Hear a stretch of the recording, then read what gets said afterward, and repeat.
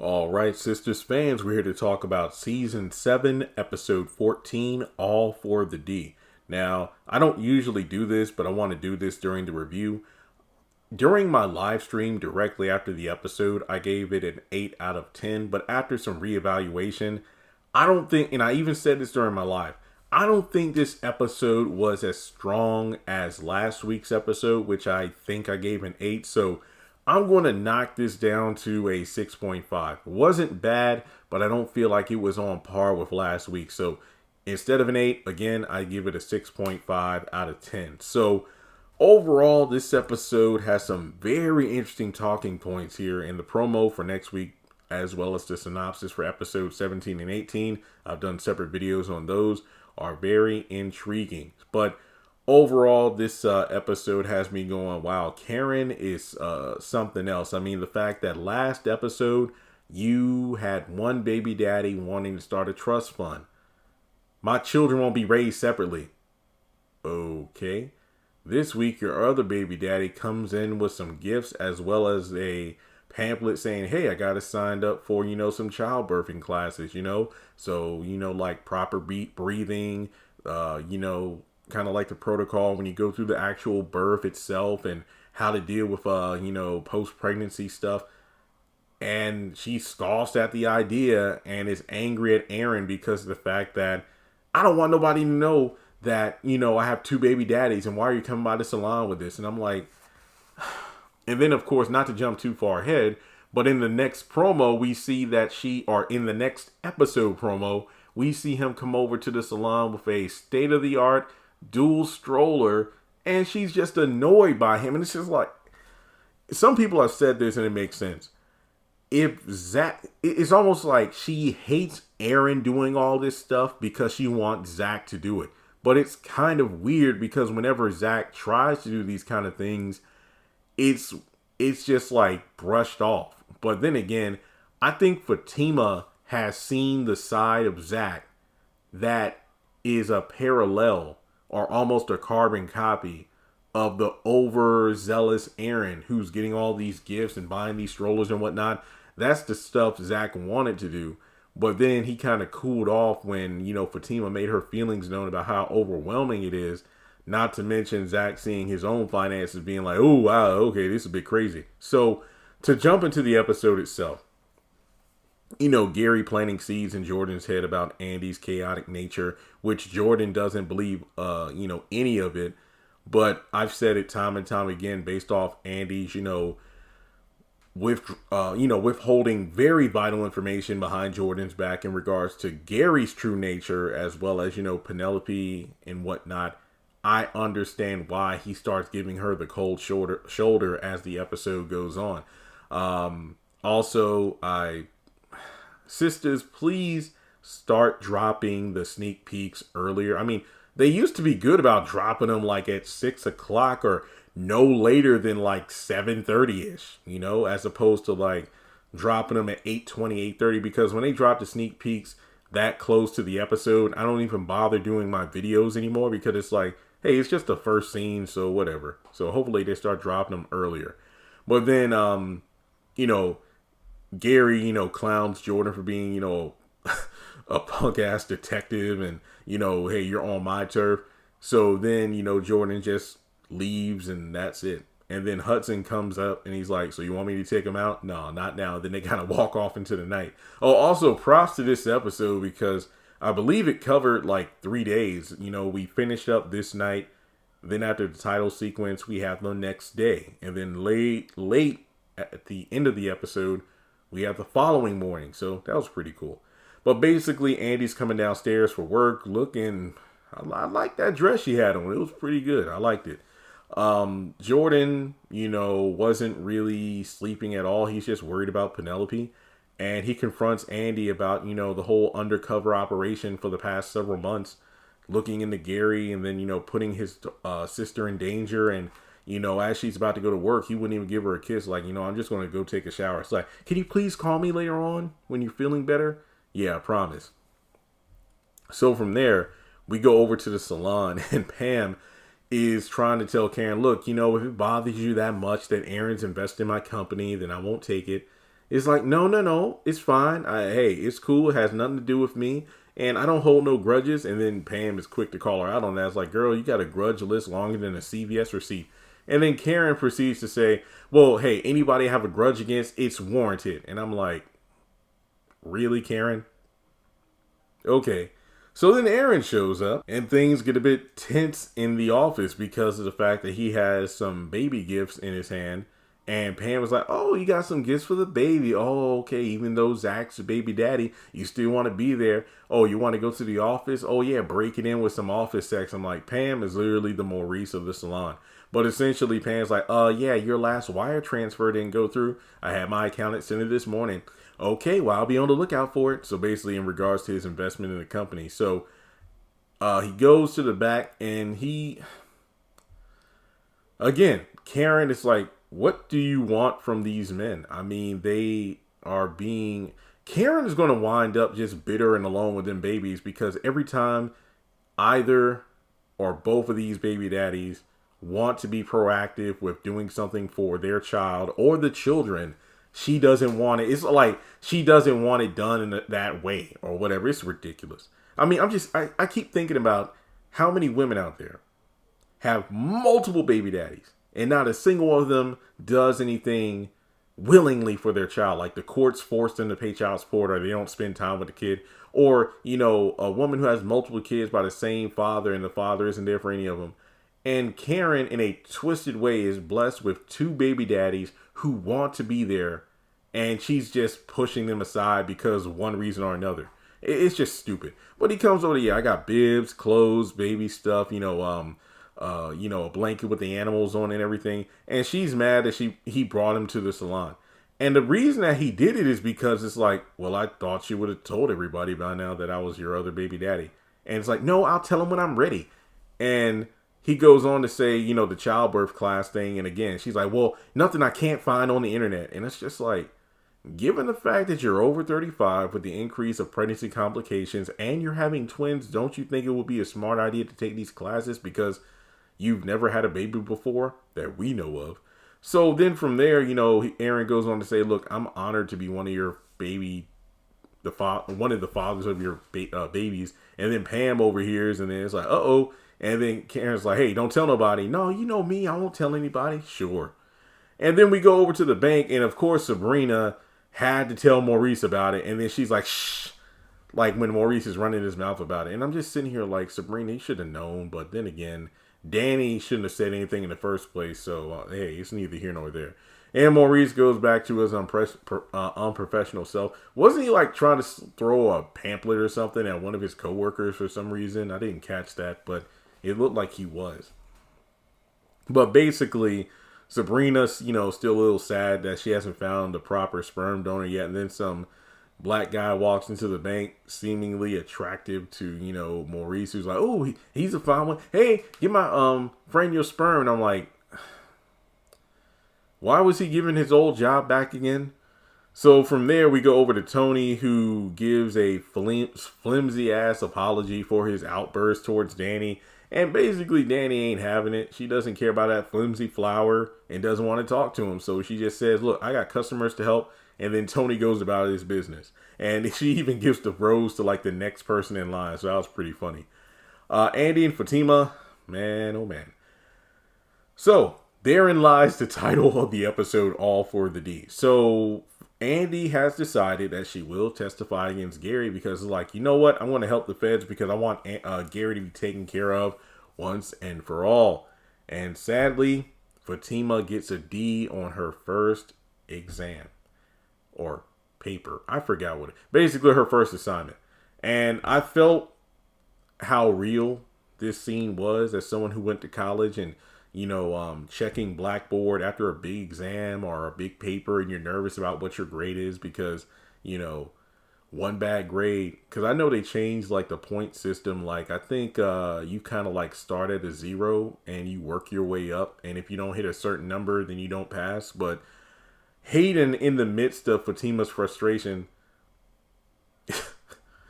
comes in and taunts her. And I'm thinking to myself, bro, yo boy is about to bang your wife under your roof in your bed. It's like, no sympathy for me. And I'm like, come on, man, that sucks because Fatima is really trying and she's going through so much and she gets a D. And it sucks because this is her first big test. It's not like, she was on oh man, I've been getting A's and B's and then, out of nowhere 1D. And it's like, no, her first assignment. And it's even worse that the professor, like, I expected more from you, Miss Wilson. And it's like, dang, that sucks. It really, really sucks. But yeah, Tamara calls Hayden and Gary all wrapped this shit up. I'm like, what? Like, bro, like you want him to hear you? You don't think he'll recognize your voice? So basically, she's like, so what time are you being home? I was like, yeah, this case is really, really, really something else. So no need of waiting up for me. And as soon as they get off the phone, that's when Gary makes it clear, like, look, we're just here to screw around. Let's go upstairs and get it done. So from there, we got Jordan, or actually, you know what? Let me just skip ahead here. So Hayden gets home from work and Tamara, she's hiding something. He can feel it. My thing is this. I'm guessing that the phone call they had took place around lunchtime. So around 11, 1 o'clock, give or take. During all that time, she didn't decide to like take a shower or something or get the cologne smell off of her that Gary had. Because when she eventually diverts suspicion by going down on Hayden, I'm like, what if he goes down on her and then sniffs, the cologne on her, private parts? But I guess that didn't happen. Well, yeah, that was pretty weird. So later on, Tamara calls Gary, but this is the next day. Hey, I'm just calling to see how you're doing. And Gary's like, hey, ain't no follow-up calls. We just effing around and that's it. Do you really think I would have caught feelings for you? You're nothing to me. And then she hangs up the phone. So she says something to the effect of, ooh, all it'll take is a couple of edits and I'll ruin your whole life. So I guess she's been recording all of their conversations. But getting back to the order of review points here, Jordan is doing a video interview and, kind of like during the pandemic time or working from home time, people that dress professionally from the waist up because they're on camera, but then they're wearing shorts and socks or no pants at all underneath. But then Ethan makes a point to say, hey, I noticed that you seemed a bit off your game. It's like your nerves are taking over. And that's because, of course, Jordan is going through a lot right now emotionally due to his missing sister and asked to get information on Hudson. And that kind of throws Ethan for a loop because, Hudson is the one that put him into Jordan's camp to begin with. But honestly, it's kind of like Ethan has a bad poker face because honestly, he kind of gave himself away. Jordan instantly knew something was up. Was like, wait, are you comfortable with getting this information? Oh, no, it's fine. But from there, we go over to Karen calling Sabrina, and they're kind of just checking up on each other, which I thought was kind of cool. But Sabrina, running her mouth, lets it slip about the two baby daddy thing, and then she puts two and two together that Danny was the one who spilled the beans. Yeah, and I know. And then Sabrina's like, well, Andy already knows too. Yeah, cause I know Fatima's ass ran her mouth, but Danny, I told her not to say anything. I want to see her. Hey, don't start any. Hey, don't be stressed out. I'm like, Sabrina, shut up. You knew. So Danny is over at her place. She's still doing therapy. This time it was like, a phone or a video call with her therapist, and she's explaining the whole situation about Tony's outburst about the kids. And simply put, is like, look, when someone is sincerely apologizing, your job is to like just stand there and listen and receive what they're trying to give you. And I think that's a good point because a lot of people feel like Tony didn't give a proper apology, but it's like, just hear him out. Hear what he has to offer, other than that one flower. But in the midst of the conversation, Karen is banging on the door, so she barges in, and look, a lot of people have said, I don't care. I'm team anti-Karen. I'm team Danny, based on all of Karen's foul play and bitter comments towards other people. Yeah, I don't care about Danny telling, even though she was asked not to. Like I say, I call it like I see it. Even in moments where I might not like a character too much, if I feel like they were wronged, I will mention it. Or someone, and Danny did it wrong. She did. And then the fact that she doesn't even care. It's like she just didn't get the point. It's kind of like Zach with the whole baby, being a full-time parent thing, which we'll get to in a moment. I felt for Karen in this moment. The fact that she requested not to have that information revealed, and Danny just did it anyway. And I think Danny was wrong for that. And I'll leave it at that because I feel like I've talked about this subject enough. And even worse is like she just doesn't care. I mean, even if she wasn't smoking prior to Karen showing up, she still wouldn't give two F's about it. So, yeah, Danny, wow. And then the fact she's like, I'll fight a pregnant woman. And I'm thinking, I know a lot of people would love to see that. And then Karen saying, because, well, I want you to stay out of my business. Well, we're still in the same friend circle, so I don't really see how I can stay out of your business. And she's like, not for long. At this point, if Karen is really fed up with the girls, then just leave the group. What does it matter? No, she doesn't. She doesn't want to leave the group because she doesn't want Fatima to replace her. But at the same time, she's giving like Andy and Danny all these ultimatums about like, you choose her or you choose me or we're not friends anymore. Just shut up. Just shut up. That's why she's picking Sabrina and Pam, because she knows she can tell them what to do without question. Over at Zach and Fatima's, we got this cool, cute scene of, just Michael and Zach playing. It's like, oh, we had a full day outside and, having fun and whatnot. And Fatima comes in and she is freaking out because of a purse on the floor. My first instinct, I thought this was Deja's purse, but it wasn't. It was Fatima's $5,000 bag. And then some people were like, $5,000? Who would pay $5,000 for? Fatima got money like that. I mean, remember, prior to Zach, she had her own. So just keep that in mind. But I mean, this could have been a gift from Zach too. We don't know. But regardless, this is a $5,000 purse. And I completely understand her going like, you know what? Don't follow me. I need to be alone right now. The funniest part was like, as soon as she picked up, is this my purse? And then like Michael was shaking his head. And like, hey, some dishwashing liquid would get that out. And it's like, Zach is kind of oblivious to the fact that, getting a D is not a good thing in law school. Not to mention the fact that just because you got D's and made it through school yourself doesn't mean D's are going to make it for every other person. Not to mention the fact that, he kind of left some of the heavy lifting for Michael to Fatima, despite the fact she has a lot on her plate right now. So it's just that it almost felt like he was oblivious and uncaring to the fact that, look, your fiance who just got accepted into law school failed her first assignment. And yet you're just treating this like it's no big deal. Man, Zach, I don't know what's worse, this or when you stole her plate of food. But Michael was funny in this scene. I gotta say, a little kid, a few words, but dang it, his facial expressions killed me. It was funny. It really was. Not ruining that $5,000 purse, but hey, it gave me a chuckle.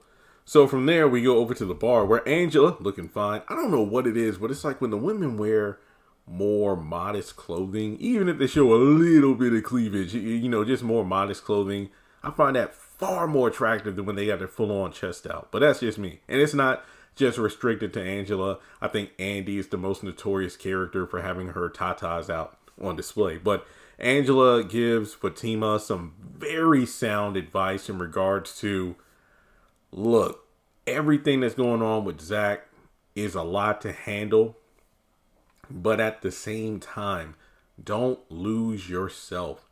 You wanted to go to law school and get your degree and become a lawyer before you even met Zach. Don't let the whole stepmama, the baby daddy, baby mama drama, or anything else with Andy keep you from reaching your goal. And it goes back to her getting the score of a D. That's her fault. Because Fatima chose to let her and her life outside of law school eat up a lot of her time. Constantly going with Zach whenever he had to meet with Karen. Constantly going to back up Andy whenever she confronted Gary. That could have been studying time. That's all I'm saying. Well, yeah, she recommends getting a nanny to help out. And I was right. I predicted that. I said Fatima's low grade might be the reason why they get a nanny in the first place. All right, so let's see here. 1, 2, 3. 3 more scenes to talk about, and we're going to wrap it up. All right. So Rich and Sabrina are doing the nasty, which is, man, whoever wrote this episode is something else, because the moment like Tamara goes down on Hayden, we go directly to Rich and Sabrina, and they're doing the do, and they're about to hop in the shower together. Yet Rich is freaking out because he can't find his condom, which somehow slipped off. Now the debate is, well, if it was a condom that was too small, it may have slipped off. Or if it was too big, it may have slipped off. I don't know. It's the script that let it fall off as opposed to the size. But regardless, he didn't have a backup condom. Hence why he's like, ooh, I wish I had some hot sauce. So he's going to reuse the condom that slipped. Here's my thing. Okay. If he and Sabrina were in the bed making a human pretzel and somehow the condom came off beneath the sheets and he's going to reuse said condom in the shower, don't you think there's more of an increased chance of a used condom that slipped off before to slip off in a shower? He done got this girl knocked up. And you can say what you want about, and I've said, like, I bet she's trying to, trap him, from the fact that she had condoms that were too small. And, it's just, and then when the next day when, he's talking with the boys over at Jordan's place about their respective, situations with the women, like Tony, and the fact that he, was out of pocket for how he came to Danny, and then Rich with the whole situation of the condom scare, and the fact that Jordan's like, well, she's doing the, fertility process. So it's like, and I made this analogy during the live stream. If Rich is so determined not to have kids, why is he tempting fate by constantly getting it on with a woman who not only wants kids, but is going through a fertilization procedure to make sure her body is ready for childbirth or getting pregnant? So it's like, why would you play it? What was the analogy? I think I used a garden. I'm like, if you're a person who doesn't want a garden because you don't feel like devoting the time to water the plants, pick weeds and everything and make sure they're cultivated to the best of their ability, why would you play in a farmer's field that has been constantly fertilized, fresh manure, it's been plowed and everything, the soil is fresh and ready and will grow anything to its maximum potential because the ground is ready for it? Why would you play in said garden planting your seeds or even running the risk? It's like you're holding a bag of seeds and then you're just shaking it around. And even though it's protected with the bag, there's a small little hole and some of those seeds fling out there and boom, uh-oh, look at what you did. I think it's stupid. It makes me wonder what's even dumber, these two even still being together despite their differing views on children, or the fact that they're still getting it on. Specifically from Rich's point of view, because even though you have a condom, it's like it doesn't 100%, whatever. It's stupid. Sabrina's pregnant. By the end of this season, she's going to come, oh, I'm pregnant. Either her and or Tamara will go, oh no, I'm pregnant. Yeah.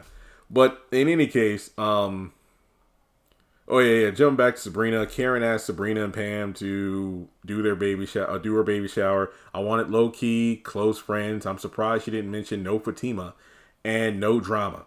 And that's pretty much it. And then, roots to riches t-shirts.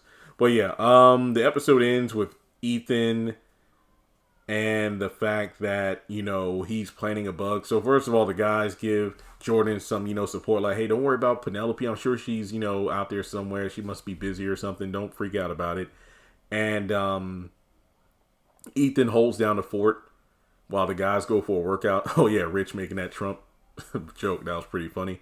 And he called, and this is the super part, the moment the guys go out the door is when Ethan hops on the phone with Hudson, who tells him to plant bugs around the house. And the moment he picks up a photo and is about to put a bug on it, boom, that's when Jordan goes in, what the hell are you doing? And it's like, you didn't wait a couple minutes before you hopped on, or you could have been on the phone with Hudson. It's like, hey, let me wait a couple minutes because he just left out the door. Let me see if he's gone for good. It's like, why don't you just kind of peek through the window or the peephole of the door? Like, you didn't even hear anybody's car crank up. You just ran to go, hey, Hudson, let me tell you about what's going on. That was just stupid. And yeah, that's about it. So all for the D, 6.5 out of 10. Make sure you like and subscribe. Let me know your thoughts on the episode, and I'll catch you in the next video.